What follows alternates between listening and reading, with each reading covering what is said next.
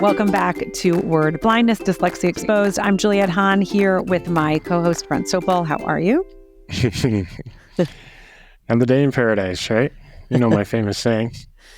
Yes. Well, I'm excited about this because we've gone back, the listeners know we go back and forth of like, what are we going to record? We have so much stuff that we can record, but we've never gone back where it's like basically me interviewing you like I do for some of my other podcasts. You're just so excited. You just love Curious George hat is on right now. Oh, it totally is. I'm so excited. And so I kind of want to take it back. I mean, there's many things that I want to touch on, but I want to take it back and really talk about early Brent Sopel, falling in love with hockey. You know, we've talked about all the different times of you hating school, but I do want to go down some of the things because I want it to be in this kind of chronological episode. Ooh. Where I know I had to think of that word as I was saying it, but I want it to be a chronological episode that it's really your life and where you are now and some of the things that are exciting that are going to be coming about, all the stuff at the foundation. But so I want people, because again, that when we talk, a lot of times it's pieces, right? It's like this happened then, but we haven't done the whole episode. So here we go. So early years, I want to, and I know we've talked about this and you're going to roll your eyes, but I would love to know what your earliest memory, not in school, but like your earliest memory as a child is. Ooh, that's geez, I don't even know where to begin. Chronological order.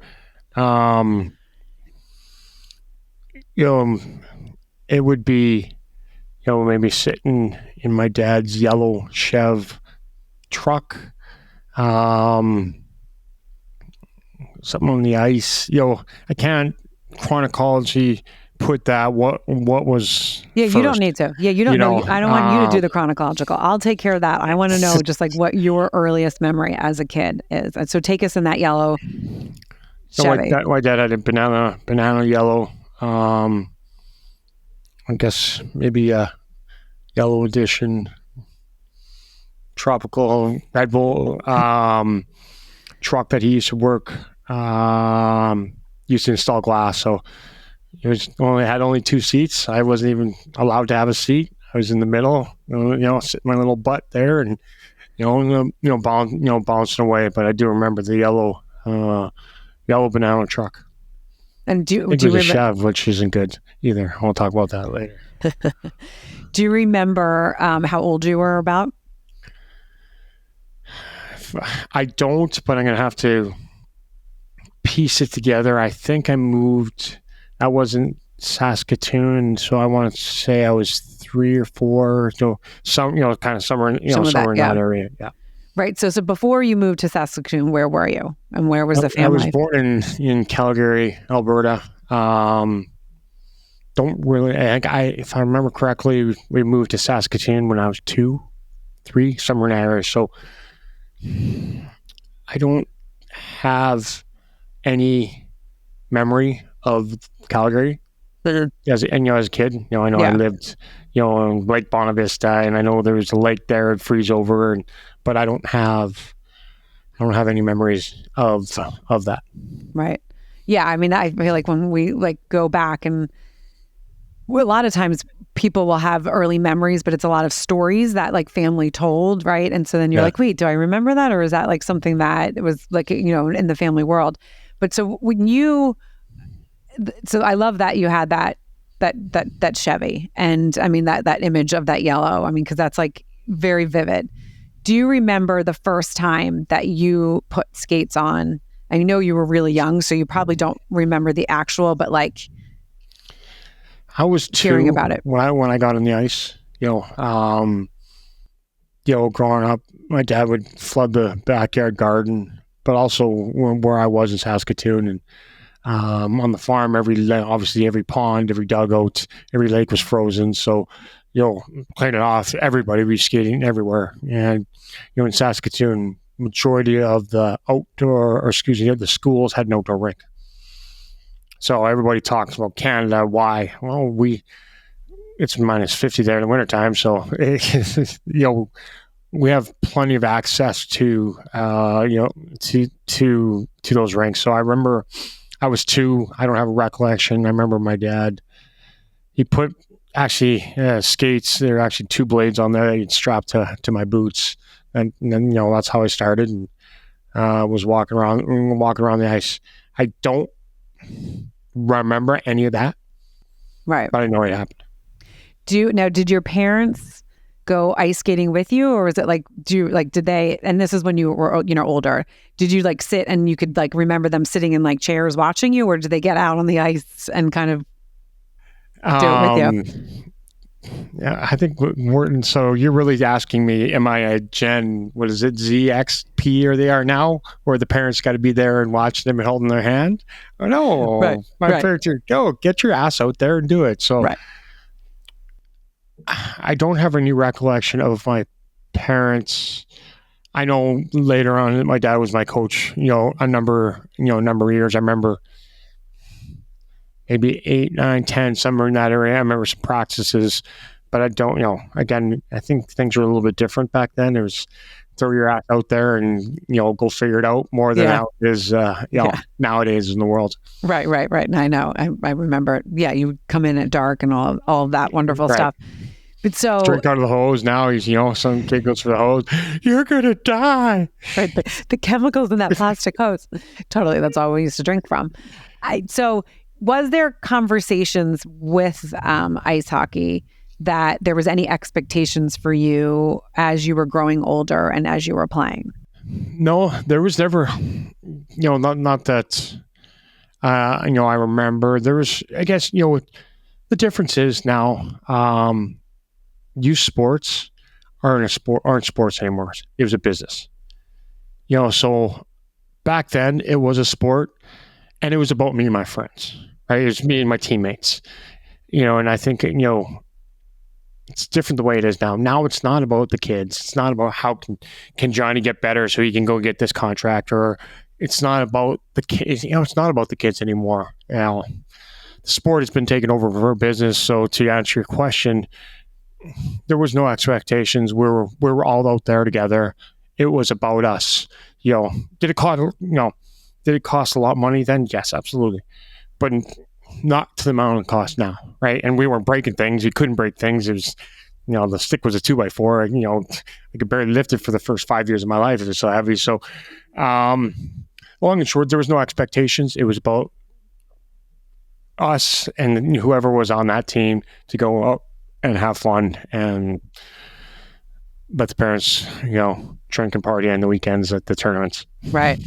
I love that. Well, one of the things that's funny is I know here when it snowed or when it snows, even when my kids were older, wherever we lived, it was like in elementary school, if you want your kid to go out at recess, you have to pack, right? Snow boots, snow suits. I mean, sometimes it was like ridiculous. I'm like, can't they just go out and whatever? Like, why do they need, and like, who's putting this on? But it was always this big deal. So when you guys were in school and it was like, you had the outdoor rinks, did everyone just bring their skates? And it was like, or did you have to wear like the snow suits and all of that? Do you have any recollection of that? Or was it just like recess, like normal? Obviously growing up different, I think, now we're going Celsius. The school bus stopped running at minus 42.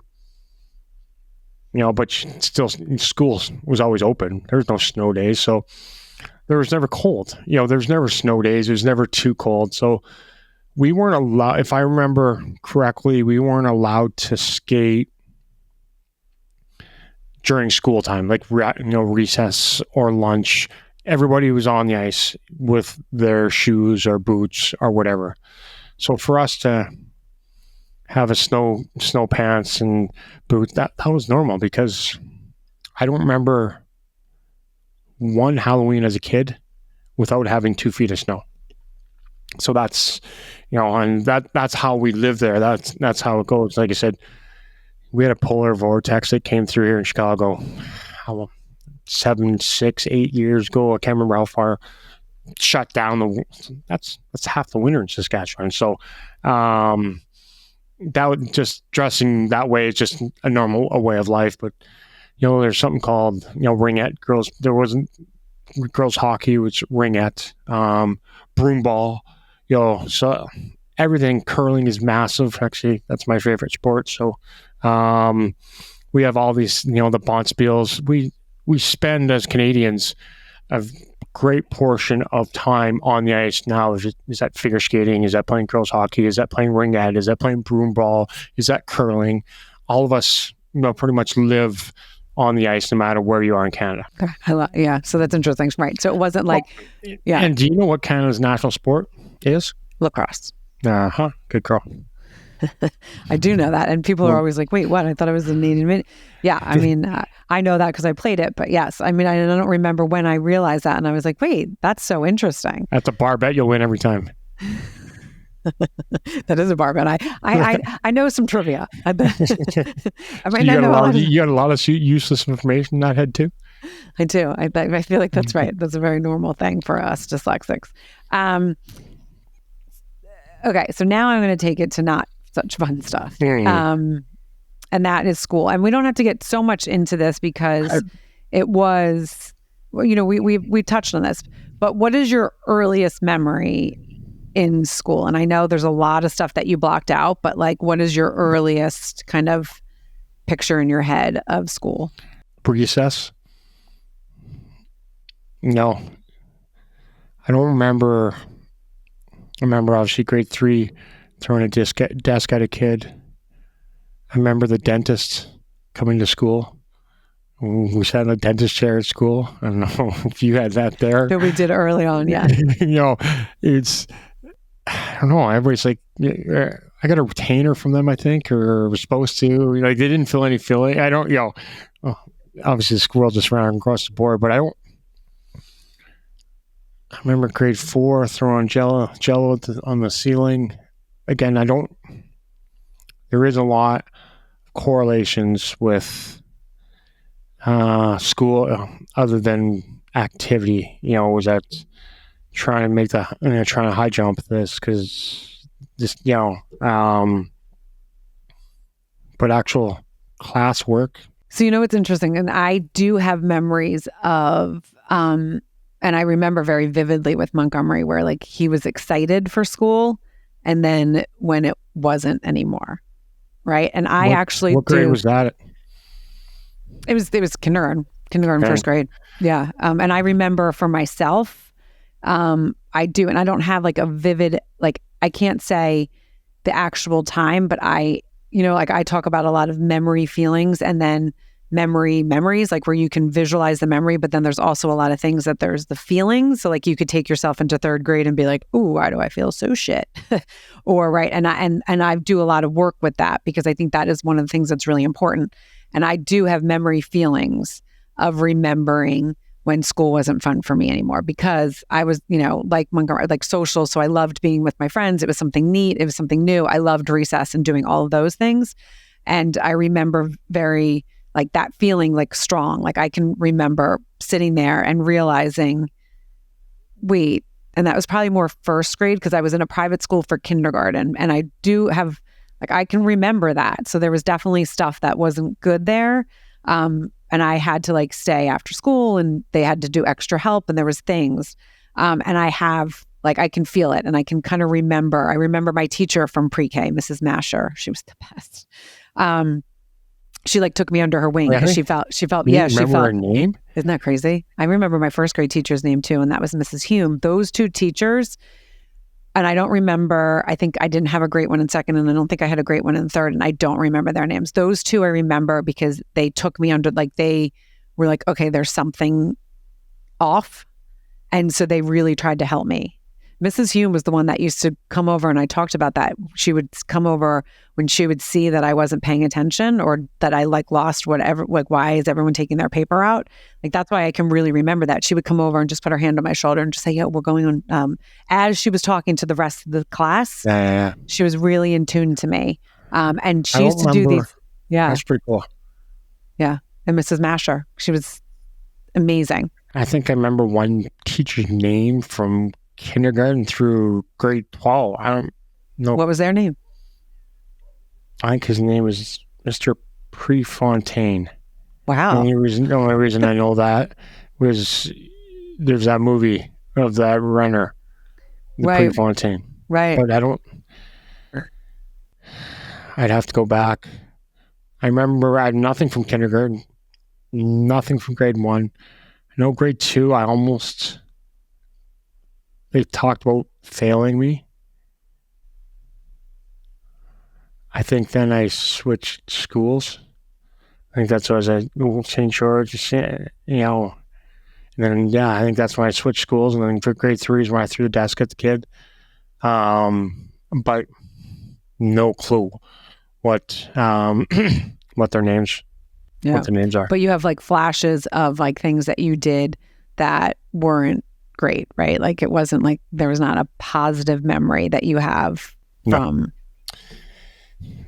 Again, like kindergarten, grade 1, grade 2. I don't remember anything other than, like I said, I remember them talking about failing me. And I remember the outdoor rink, the boards.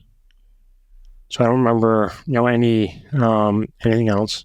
Like in gym class, like, do you remember things? And I don't know if your gym class was the same, because again, you guys can, but like, did you have the games where it was like, you got picked, right? It was like they had a captain, and then it was like you pick things, and so like, did you excel in gym, or did you kind of just still just like trying to kind of like hide altogether? I excelled, gym, when you talked about kickball or something of that kind of nature. I still don't remember again, the first kindergarten 1 and 2, I don't remember anything at school other than the outdoor board, the rink, the outdoor boards. I don't remember gym class. I think it was maybe kickball or something.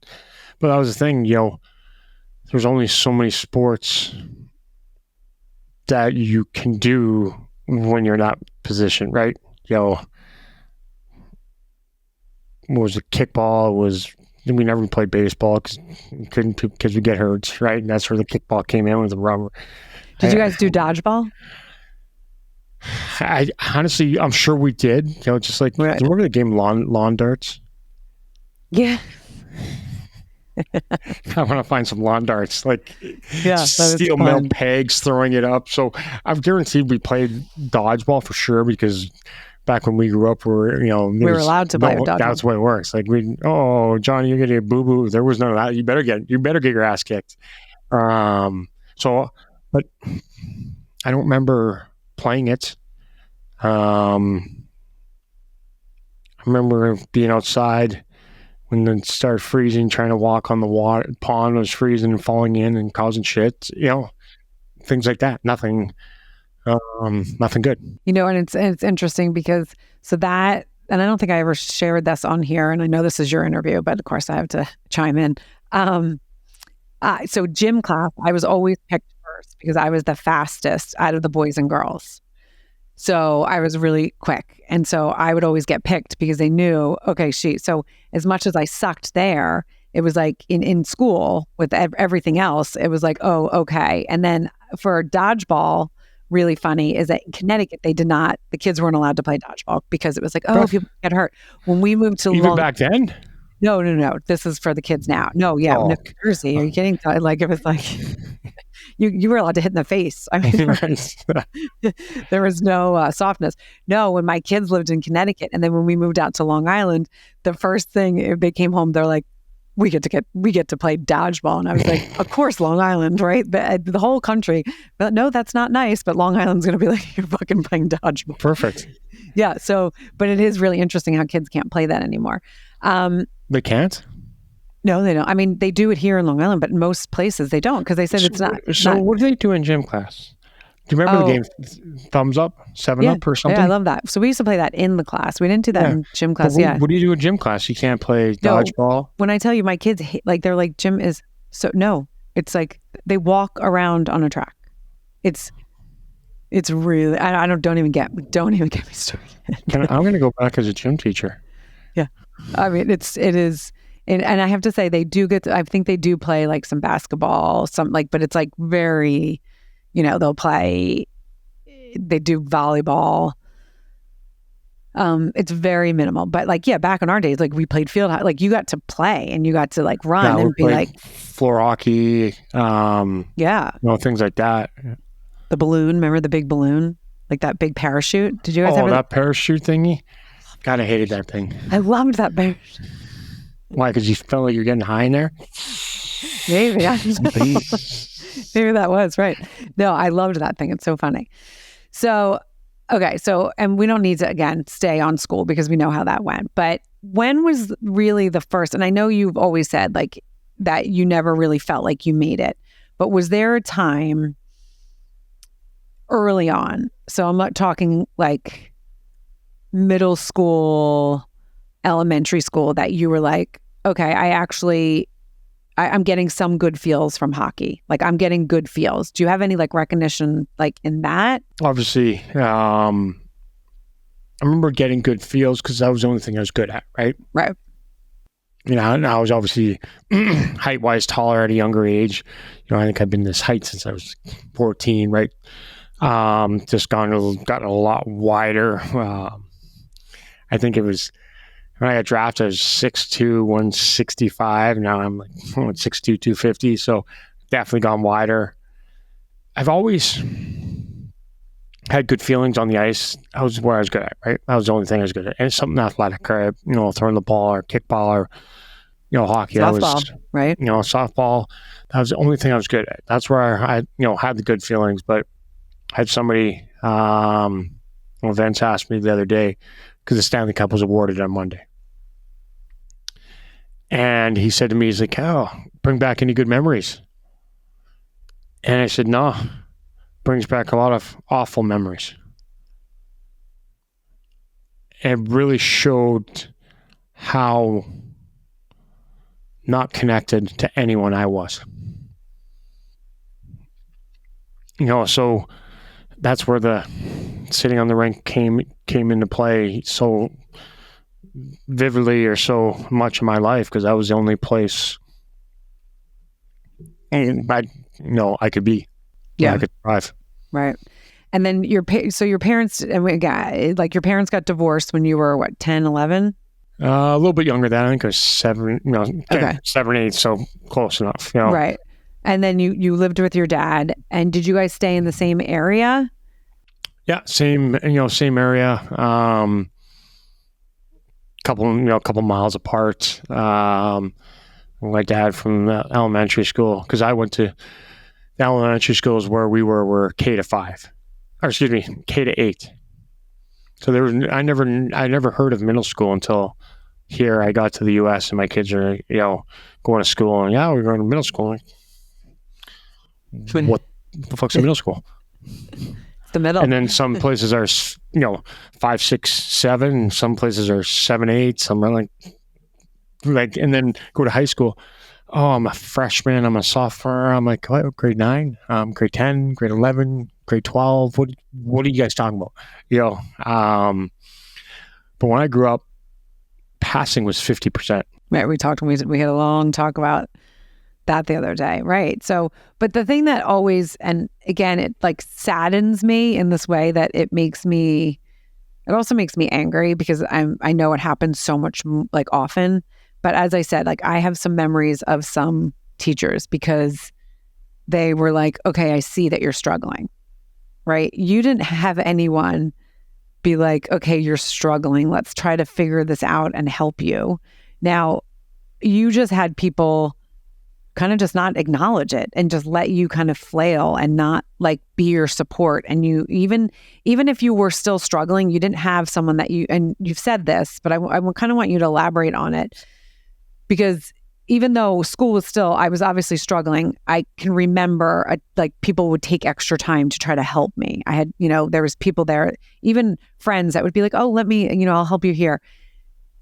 And I don't know if it's because I asked. I can't recall any of that. Like, was I asking and that's why it was, or was it like teachers were more in tuned to what was going on with me, where it just was like, it seems that you just like, no one stopped to say, okay, let's figure this out. Why is this kid struggling? And it's just like, again, you're the hockey player, right? But if you're early on, like they're not going to know that you're a hockey player, like all of these different things. Yes, you were bigger, you were good at these things, but like, why is it that no one kind of acknowledged you and was like, let me help? And that's what, like, it makes me sad and angry, because I know it happens so much to kids that maybe are not like raising their hand, being like, I'm confused, or like showing that they're confused. Like, you obviously were really good at hiding. Like, I don't know what I'm doing, but then they would get your paper. And so it's like, hey, let's have a little self-awareness here, teachers. Like, let's see, okay, he's not doing well. Let's dive into this. So can you take us through that a little bit? Obviously there isn't a lot of recognition or memory. Obviously growing up, we talk about this all the time. Obviously just barely anybody talks about dyslexia now. So go back however many years we're talking. It wasn't a thing. I never heard the word dyslexia till I took violin, which started this journey. Yeah. Which is crazy. So I'm not going to throw it back on any teacher's not going to say. No, they might have no idea, right, where you were, right? There was nothing there. There was nothing there. But as you say, like, and you still say it, that you feel dumb, but then, I always laugh because I'm like, okay, you know more about so many things. Like, when people get to know you, they know, oh my gosh, you have so much wealth of knowledge. But in the classroom, in traditional way of learning, no, it doesn't seem like that. So you gave yourself that narrative of like, okay, I'm just dumb. And so the teachers helped you kind of build that narrative, because it wasn't like people stopping to be like, well, let me dig a little deeper and see why this kid can't do this. And so you're just like, okay, they don't care, right? I don't feel supported. They don't care. So I'm just going to kind of not care either. I'm misunderstood every day. They look, that's where you're dumb. And it's almost easier for them to, just to say that. And the hard part is that we think differently. And a lot of times we get looked down on that. Like, great, you're weird. What are you talking about? And there's no acknowledgement is okay, there might be something here. Right. Yeah, I mean, and it's one of those kind of the chicken or the egg kind of, in those situations, it is. And this is why, and I will get obviously into the foundation when you started it, but yeah. Why did Adele cross the road? To see it from the other side. Okay, thank you, jokester. But no, I mean, but seriously, like and that's why you started the foundation, because there are so many places that don't have any idea of like someone struggling. It's not maybe just because they are not smart, right? There are people that are not smart that struggle in school because they're low intelligence, right? But then there's others that are struggling, and it's not because they have a low IQ, and it's not because they don't care. It's not because they're not trying. It is because there is there's a learning difference. So I know you went then into high school, and we've talked about this. Take us through like that early kind of your juniors hockey. Like, when was that like, okay, I have a chance of going? Like, can you take us through that time of your life? Crazy part is there wasn't a day where I ever thought I made it. So there's drafts like the Bantam draft and this, and I never, our hometown team, the Saskatoon Blades in the WHL, it's called AP affiliated me, made that team at 16, started playing for the hometown team, and obviously it was great because I got to stay at home and play at home, live at home. Where a lot of us, which really puts us apart from all the other when you talk about the four major sports, are we got guys that leave home at 12, 13, 14, 15. I left at 16 after I got traded. You live with another family, you're gone. No other sports have that, right? Most of them stay at their high school wherever they are till graduate high school, then yes, then they go to college. We don't. We leave at such a young age.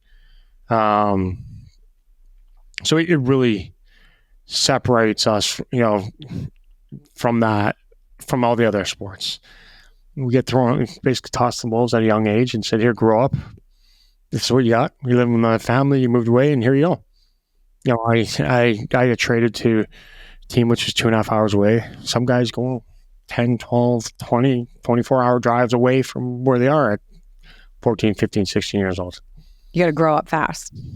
Mm-hmm. You grow up fast, in a different way than what most kids do. Yeah, I think of a typical teenager, like how you're living with another family. How can you be a typical teenager? You can't. You got to stuff it. There was no typical teenager. No, and there's nothing in my life that's been typical. Right. So but I would love to kind of, if you can, bring us back to your family when it was like, okay, there's something here, you can do better. Did you have was it your own drive that kind of was pushing it? Did you have coaches that pushed you? Was it family members that also helped if they saw you kind of slacking off? Or was this completely you being this is a dream, this is a goal, and having that work ethic down to the nitty gritty? Because that's one of the things that stands professional athletes apart, in my opinion. You can have skill, but you have to also have that work ethic and that mindset. If you don't have that mindset, you could be the best athlete in the world, but it doesn't matter. You're not going to go as far as someone else. And that's what separates, obviously, pros. I always talk to kids now. They're like, "Oh, I work out hard." I'm like, well, I used to ride the bike in the sauna for an hour for my warm up. Then I'd work out, then I'd go skate. So tell me, how hard are you working? Back to your question is, nobody pushed me. It was the only place I was good at. I sucked at everything else. It was the only place. So what I was trying to get was my self-esteem all day long. So where did I get it from? Was just being on the ice. So did I work harder than everybody? Yeah, I did, because I had no other options. Kids, again, maybe I'm good at math or I was good at other sport. It was that. So I didn't have any private coaches. I didn't have special camps. It was all I had was this. And, so your question, there was no other coach. It was just, that was the only place that I felt okay. So you want to stay, when you cut off, you always want to stay in a place that makes you feel okay. Right. And did you have coaches that would say good job, this is what you're good at, this is what or was it you kind of giving yourself okay, I have the good feels on the ice because I see that I'm good, but did you get positive reinforcement from external? So again, I know not how did you know you were getting the good feels from it is, I guess, my point. Again, I think go back to now, the old school coaches, as you play lacrosse, is screaming and yelling, motherfucking, right? there wasn't a lot of pat in the backs, but right, it was obviously helping your team, right? Competing on the ice. So I don't think, I got a lot of external from coaches or parents. I know I definitely got the external when I was playing bad, on all sides. But I think it was just being on the ice and, okay, I beat that guy to help do this for our team. It was, I think it was those things. And, oh, good job. Oh, well, nice play, or something from on the ice that, and I never lined up with them. So that was the only time I lined up with them. So I'm going to keep going there. I'm going to keep doing that. So, right. So it was your teammates saw you and they counted on you. Really? It was they counted on you. They knew what you could do, even though they maybe like coaches weren't like, okay, great job and all these things. Because when we were back in the day, we talk about it. I mean, my coach in field hockey, like she would pull me out, scream in my face, and then I would go and score. And everyone was like, oh my God, that was kind of psycho. But that's how I played well when I got yelled at that way. So it was really your teammates that, even though you didn't connect in a way of like a friendship stuff, you connected as a teammate, meaning that like they knew what you could bring. They knew they could count on you. They knew that you were going to always work. I mean, because I've listened to so many things and everyone talks about how hard you work, like, and how hard you worked. You took it seriously and it wasn't like you were fucking around. And I took it seriously, but, my fun was different. Growing up on the farm, I love the farm, pushing up the tractor up the hill. People like, dude, what is wrong with you? I'm like, how much time do you have? Right? I love that. So there's a lot of things. Did I work harder? I did. Now let me throw this back to you, because that was the only place in that I felt good. So was I working harder than John and Jerry and Jimmy because I wanted it more, or because that was the only thing that I was good at and I was just chasing that feeling of being okay? The good feels, right? Mm-hmm. That makes sense. So early on in your career, I mean, you were on a couple different teams. Can you take us through like the first team you were on and how old you were? And that's what people can kind of get that sense also if they don't know your story. In junior, you mean? So I was, that was 16 years old. So in junior, it's, the CHL, so there's WHL, OHL, QHL across Canada, and ages 16 to 20. And, didn't connect with anybody on my team. I actually remember one of my teammates, we went on like a 2.5 week or 3 week road trip, and they stole, like, my parents gave me like $300 or $400 that I had hidden in my suitcase. One of my teammates stole it. I know exactly who it is now, but that's how much I didn't connect, connect with any of them. Got traded when I was 16, 17 to 3 hours away, 2.5, 3 hours away, Swift Current, living with another family. And it was a dentist's. Great. It was a party house, so it was perfect. Was always in for curfew because the parties are always at the house. But it's, I had some roommates there. I had some guys sometimes that live with me. They'd have myself in there. Sometimes there'd be one of the two other guys, but and then graduated high school and got drafted at 18 and turned pro at 19, 20. And then you got married pretty soon after that. Yeah, right after that. What's the old joke? I've had 4 kids in a vasectomy before I was 27. Yeah, I wasn't even married. I was 27. Right? Living in New York City. Doing what? Yeah. What were you doing there? We don't need to talk about that. That's for another episode.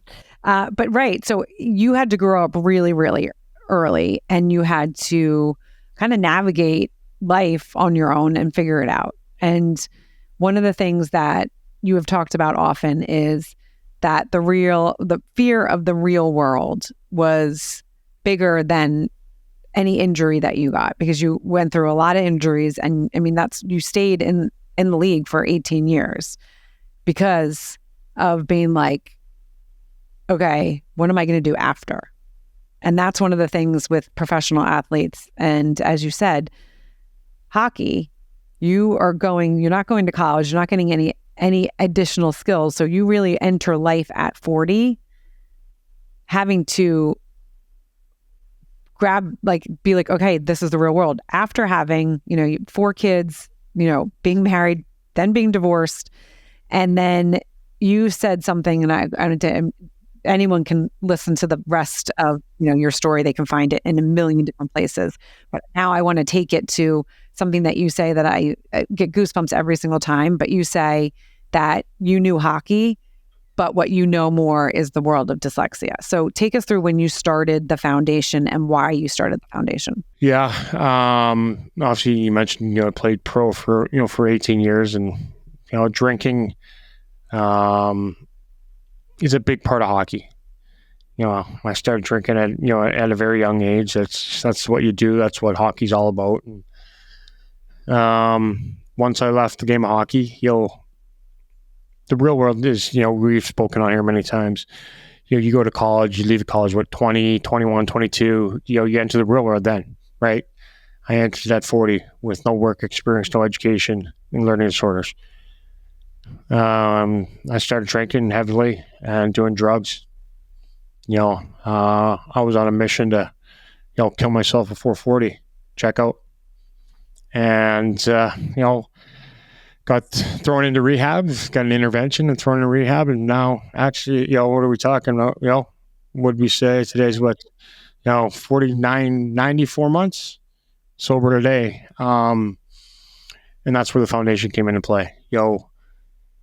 I've, gone through a lot and realized your traumas, childhood trauma is what leads you to, drug and alcohol abuse. And I had to go back and be okay with my struggles with learning disorders and, primarily dyslexia. And that's where the foundation came into play. And the biggest thing is that I never want a kid to feel the way I do. It's thinking you're dumb every day, not connecting with anybody for 46 years. That's not a way to live.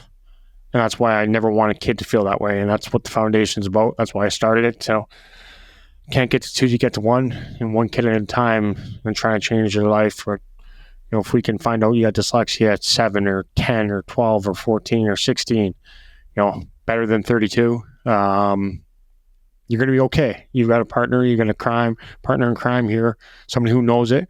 Just don't want them to see and feel the pain and struggles that, I endured. Mm-hmm. And 7 years also for the foundation. So 7, and so we're going to be coming out with something very fun with this because it's 7. There's a lot of 7s that we've been saying, and if anyone, it's a upside down, hockey stick. Right. Well, I didn't even think of that. Look at that, and my unicorn. It's like, wait, all these 7s, we have to do something. So stay tuned. When this episode comes out, I'm sure that's already going to be in kind of in the works. But that is, it's really powerful if someone stops and thinks about and thinks about your journey and thinks about what you've been through, and then how you still want to help. And there's so many quotes that I read and I get the chills, because it is like people that have been through it, that have really been through it, and they can come out on the other side, even when they're still in it, but want to help others, are people that should not be forgotten and should not be let go and should not be dismissed, because those kind of people are what are going to change the world. And what you're doing for dyslexia and for kids, every day you'll send me a text message like, look at this, message I got from this family, look at this that I got from this person. And it's really huge. It's really huge. Rome wasn't built overnight, right?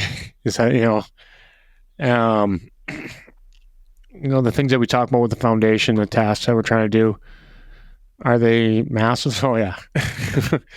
We're obviously dyslexic, or big picture thinker.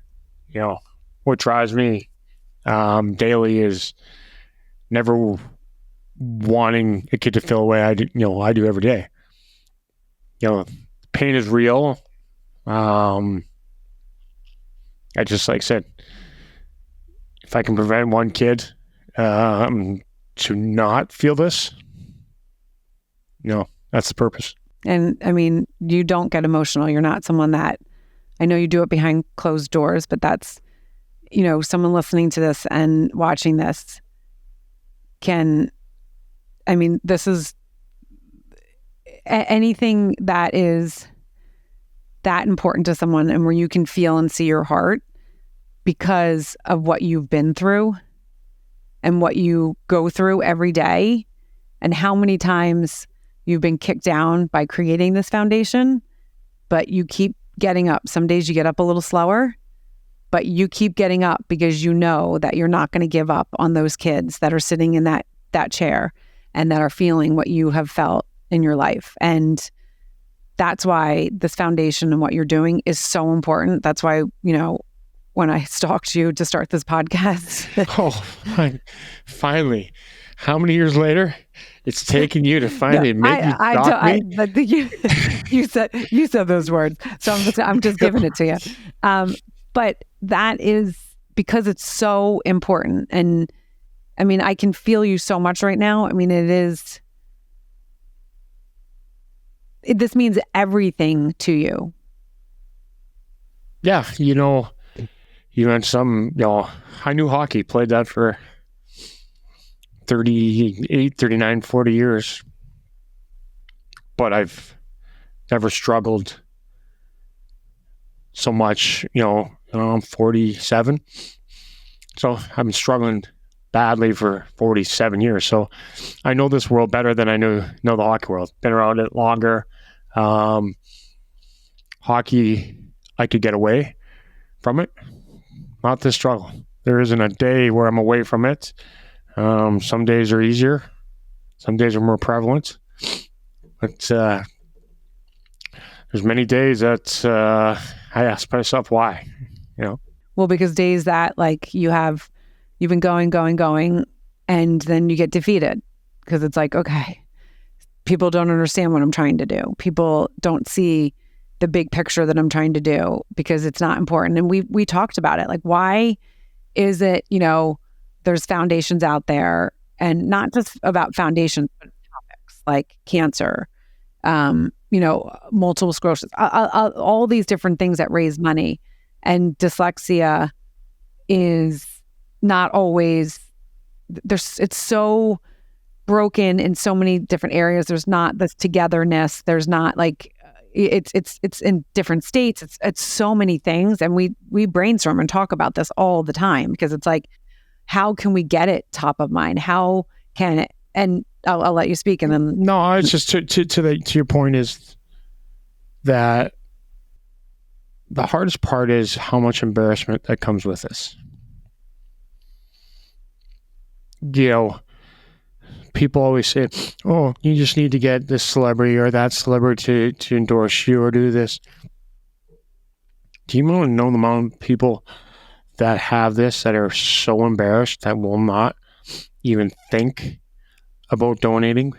They might be worth billions. They will not donate a dime to dyslexia. Be like, that's rude. That's the embarrassment that's wrapped around this. Oh, they don't have to do it publicly. You still, I always see the video they posted the other day. How many times a day you read? And I came across this thing, you and I were talking about this, Robin Williams. It was Father's Day just recently, and his son said, "Dad, I can't believe you're gone, 10 years this year," or something. Yeah, it was 10 years, I think. Yeah. And, his son's all, got a couple companies in mental health. But what is it? Is dyslexia kicked off everything to do with his mental health? Mm-hmm. And nobody talks about it. Right. I mean, and one of the things I said to you is, because then we speculate, right? Your favorite thing is when I assume and speculate. But there's so much talk about the positives. And yes, there's a lot of positives when you're dyslexic and you think outside the box and you do these things. However, that is such a small percentage of people that have dyslexia. 50% of prison inmates are dyslexic. 50%. It's not like it's 10%, 50%.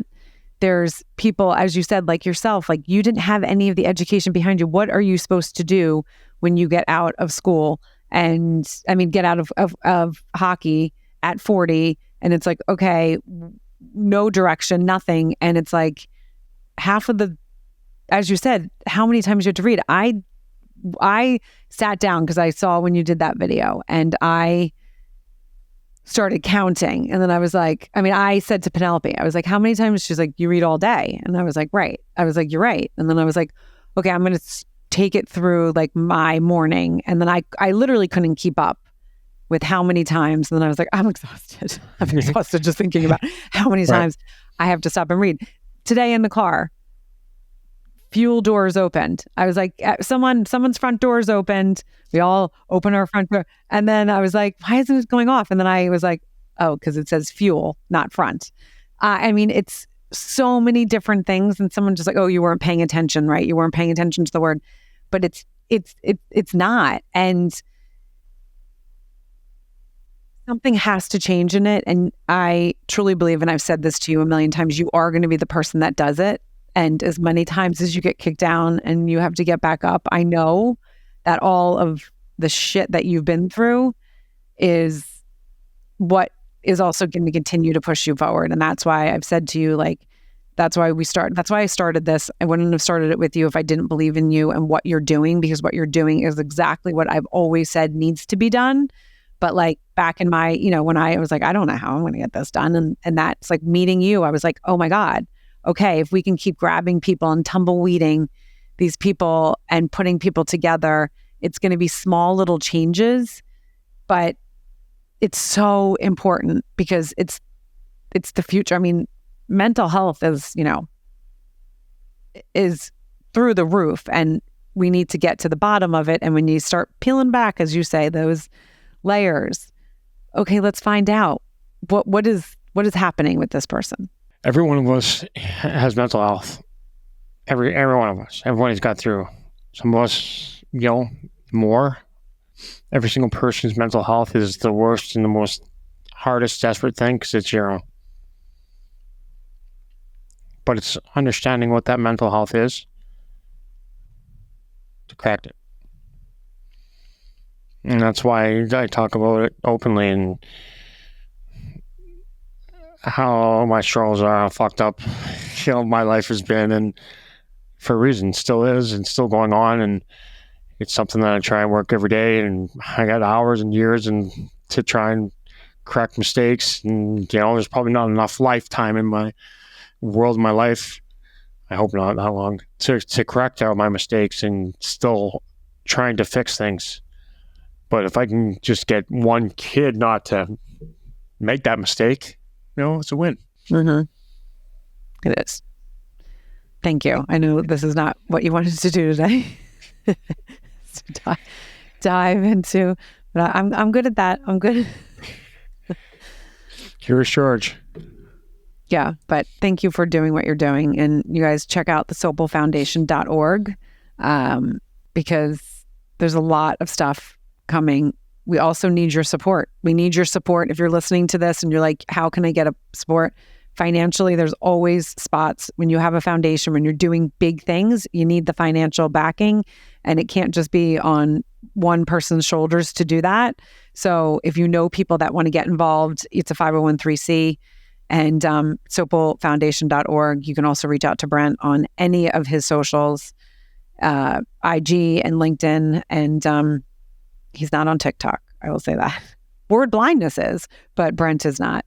So thank you for, thank you, Brent, because I know, again, it's not easy. It's not easy thinking and talking about it, but it's important because people seeing your heart here is just going to continue to spread your message. Yeah, always, always here. That's why I try and spread, try and talk candidly for a reason, because I'm not the only one struggling. It's true. You guys, you know what to do. Like, rate, review, and share. Share. I say it every single time because you don't know who needs to hear this episode. And we will see you for another episode of Word Blindness Dyslexia Exposed.